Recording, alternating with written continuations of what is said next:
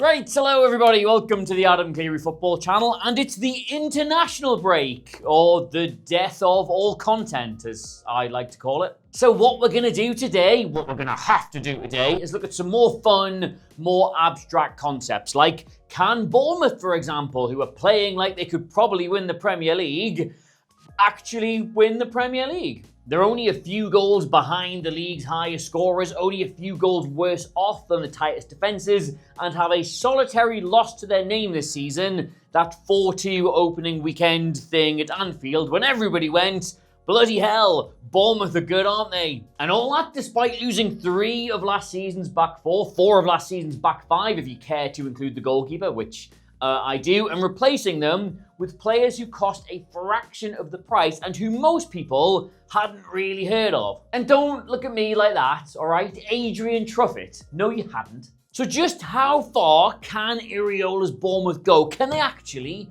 win the Premier League? Well, not to spoil the entire rest of the video, but almost certainly not no. However, do I feel that there is an illustrious European place with their name on it? Yes, I do. And I will show you for how and for why now. Right, so in order for this video to flow correctly, I'm going to have to structure it sort of the opposite way around that I normally do. You know what I'm like, I'm usually tactics first, yapping second, and we will be looking at this system, why it's so effective, why nobody seems to be able to live with it. But first, I do need to tell you about why this is a very good season for Bournemouth to have suddenly got good. And also, this video was actually a suggestion from one of our channel members, Brian Hall. So thank you, Brian, for being both handsome and intelligent. If you would like similar praise and would also like to tell me what to do, full information about becoming a channel member in the description. But yes, Bournemouth. One thing I have been certain of since the summer was that going into this edition of His Majesty the King's Big Bad Barclays Premier League for Men was that it was going to be a weird season. For the first time, you have 6 teams in the Champions League. All of them in the new format now have 8 matches against mostly top-tier European sides, so no gimmies, and all of them are likely to get out of that league phase one way or the other. So that, for those 6 teams, is a minimum of 10 to 12 extra high-level matches this season before you even start to factor in that all 6 of these teams are good enough to go on a good domestic cup run as well. Then you've got 2 teams in the Europa League also looking at, I'd say, about 10 to 12 games against decent European opposition and probably considered potential favourites to go and win the thing. Nottingham Forest getting their shit together notwithstanding. And then there's Crystal Palace in the Conference League, who, sure, have considerably less challenging fixtures than the teams in the 2 competitions above them, but also by extension, you would make one of the absolute favourites to win it. So we'll almost certainly be involved in that competition right up until the end of the season. Which, given they had to qualify just to play in it, is 17 extra games if they avoid that weird extra 2-legged cuck round. You add on the Community Shield for both them and Liverpool, then factor in that 7 of these teams are still in the Carabao Cup, so that's at least 1 more game, possibly this many. And then in January, of course, we will jump to the FA Cup, which guarantees them all another game, possibly even 7. And then you add on that 2 of them had an entire summer of Cup World clubbing in America. And this is what the schedule looks like for England's 9 best teams. And yes, before you start, I am using best in inverted commas. There's obviously no objective way to really measure that on a week-by-week basis, but that is the 8 highest placed finishers last season, plus the FA Cup winners. So, fair comment. Every single team below them, Man United, Brighton, Everton, Fulham, every single one of them should have gone into this season really feeling like they had a great chance to go and attack the league. Some of them are going to play half as many games this season as the teams in this list. So that's a huge advantage. But after 7 games and using both my eyes and my brain, Bournemouth looked like the best of the trailing pack by miles. And they went out of the Carabao Cup at the earliest possible opportunity. They have no European commitments. They won't have to play in the FA Cup until January. And even if they went all the way in that competition, which, let's be real, would mean they ceased to care that much about how they were doing in the league, if they could potentially win a cup, right? Their season will look like this compared to all the teams currently around them in the table. And Nottingham Forest. And that is absolutely massive for a Premier League side. Like, first up, the additional recovery time you get with a schedule like this is going to help so much with injuries. These players will get proper chances to rest between really high intensity games of football rather than just playing one, jumping on a plane, going to the next one. But what it does for a manager, and especially a really detail-orientated one like Iraola, is spend days at a time, an entire week in some cases, on the training ground with these players, refining the structure and making adaptations from match to match. When your schedule is just play, recover, travel, play, you cannot do that. And this structure is currently so good. Bournemouth are a murderously high pressing team who also like to dominate possession, but also can counter on you from deep with lightning speed. They are a proper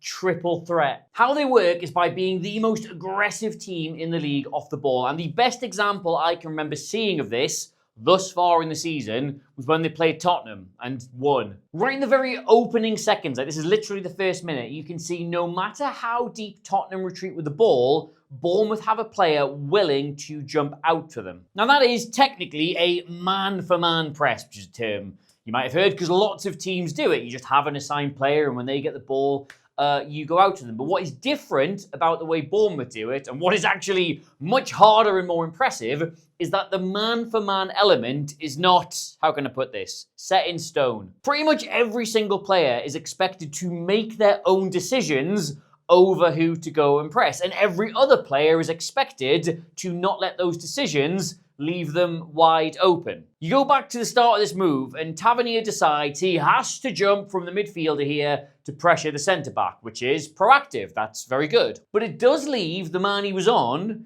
totally free, which teams would obviously try and use to their advantage. But Alex Scott, who is sitting on a man all of his own, sees him going to do this and jumps up himself one to cover the free man. So now Tottenham do not have an easy central pass that would bypass some of the Bournemouth players and take all the pressure off. Scott stopped them doing that. Evan Nielsen is covering this defender, but spots the ball going back to the keeper and jumps from him, curving his run to stop any pass out, while Tavernier does not let up the pressure on the centre-back, even though he's released the ball. Now you stop it at that moment there and look at the situation this has given them. There is no pass into here because Scott jumped up. There is no pass out to here because Evan Nielsen got his angles right. There is no pass into Spence because he's being squeezed. So Spurs do what Bournemouth are always trying to get you to do and just resort to playing it long, playing something low percentage, playing a pass that is very likely to be inaccurate. From there, they're strong in the challenge, they swarm the second balls collectively, and they turn that possession over. And it's not what they're doing is overly complicated, because, like, it isn't, but to be this relentless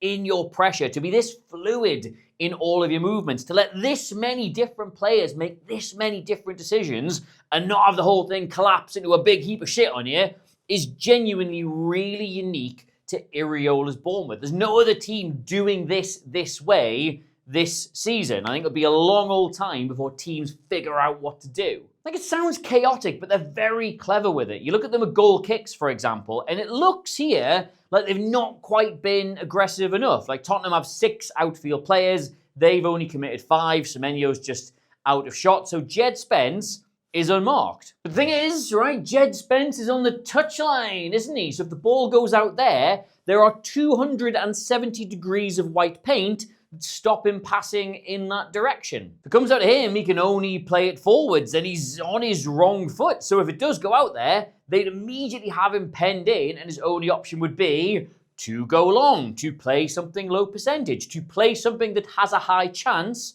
of being unsuccessful. And that's if he didn't lose it in the first place, because while they're not marking him directly, they're very capable of cutting the pitch off and jumping on him if he takes a ropey touch. So the whole thing looks very chaotic and mad, but it's actually very clever and very well structured. Like, Tottenham ultimately do not take the bait here. They just end up going long, but that's fine because, again, they are strong in the challenge. They swarm the second balls and they win it back. Now, how Bournemouth attack in these moments is, like, pretty obvious. You're forcing high turnovers, you're winning the ball back, your squad is rammed with really athletic ball carriers who love taking people on and bursting beyond their markers. And nearly 1/3 of their goals this season have been directly classified as a counter-attack, the highest percentage of any team in the league. And in fact, since Iraola took the Bournemouth job, right, they are 6th out of the 192 teams who contest Europe's top 5 leagues, 6th for the number of shots that have come as a direct result from a defensive action. And while that is a very impressive stat, I would stress upon you it's also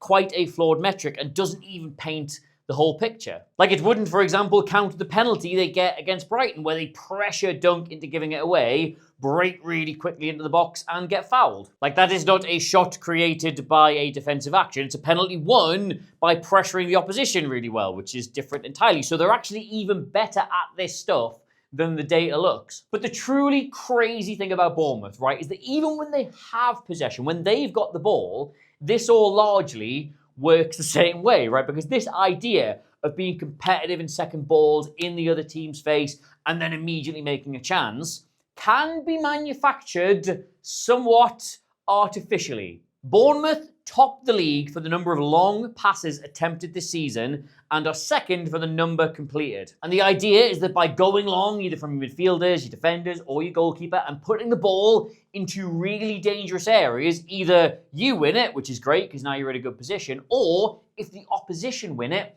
you can immediately contest it and try and get it back, and you're in a really good spot to do so. Take the Alex Scott goal against Brighton, for example. That's long from the back. The defender wins the header, so they technically lost the ball, but then Semenyo takes it straight off him, and you've got a chance out of that. And it's pretty old school, all of that. I've seen a lot of people referring to it as kick and rush, which, if you're not familiar with the etymology, was the type of football popularised in Britain about 100 years ago when every single playing field was too much of a fucking bog to even consider doing a 5-yard pass. And, well, it is. It is literally that, but not in a bad way. Bournemouth have the lowest passes per defensive action this season, which, for the non-nerds of you watching this, so both of you, basically means how many touches of the ball do the opposition get on average before you smash them. Bournemouth this season have given teams the least amount of time on the ball. They're third for the total number of pressing sequences, second for the total number of high turnovers, third for the number of shots from high turnovers. They are monsters out of possession, but with the IQ of, like, a chess team. And that fundamentally is what Iraola has turned them into. Like, in my opinion, the scariest team to play against in the whole league. You'll have the least amount of time on the ball, and they are the absolute best at doing stuff when you lose it. That's horrible. And you did, I know you did, you probably expected me to spend 5 minutes in this video pulling myself off over Semenyo, didn't I? Given there's that stat doing the rounds, he's, like, been involved in over 80% of their goals this season. But I reject out of hand entirely that this is a one-man team. He is brilliant, he is vitally important, he's incredibly skilled. They would undoubtedly be less good at doing all of this if they didn't have him, but they would still be doing it, and they would still be good at it. If losing Kepa and Kerkez and Huijsen and the other one in the summer and still somehow improving should show you anything, it's that what is going on here is that this manager and the way he has this team collectively playing is what matters, not necessarily the individuals he has to do it. So yeah, do I think the Bournemouth are going to win the Premier League? No, absolutely not. But do I think they are this year's Crystal Palace and/or Nottingham Forest? Yes, obviously, it's what the whole video was about. Like, barring some sort of massive, unpredictable, spectacular collapse, they should absolutely be right up there in those European places come the end of the season. And I know there's going to be noises about the manager. Some other bigger, allegedly more illustrious clubs are going to jettison their manager and come sniffing around him. But I don't know why you'd leave this. Like, not even from a sentimental sort of perspective. Like, the freedom he has to get his team playing this way, the fun he must be having taking them up the table, I think you'd be mad to leave that. So yes, there you go. That is by request what Bournemouth are doing this year and why it's quite exciting and why they'll probably keep doing it for the entire rest of the season. So please let me know, please, genuinely, what you made of it in the comments down below. And if you would like to tell me what to do for a living, you now have that power. Just sign up for the memberships. The link is in the description. We're doing like a live stream for them every 2 weeks. They get to pick the videos. They get to help with the videos. There's discounts on merchandise. Keep forgetting to show this off. That's the shirt. If you haven't seen it yet, we've played loads of football in it. Look, did really well there. Got to the semi-finals. That was nice. So if you want some money off that and all the other nice fun stuff that YouTube makes you give members, you can click the thing and get the thing. And you can also get me across all the social medias at Adam Clery, Clery. And until next time, which I mean, God knows what that'll be. There's not really any real football going on right now. I'll see you soon. Arrivederci. I think it means goodbye.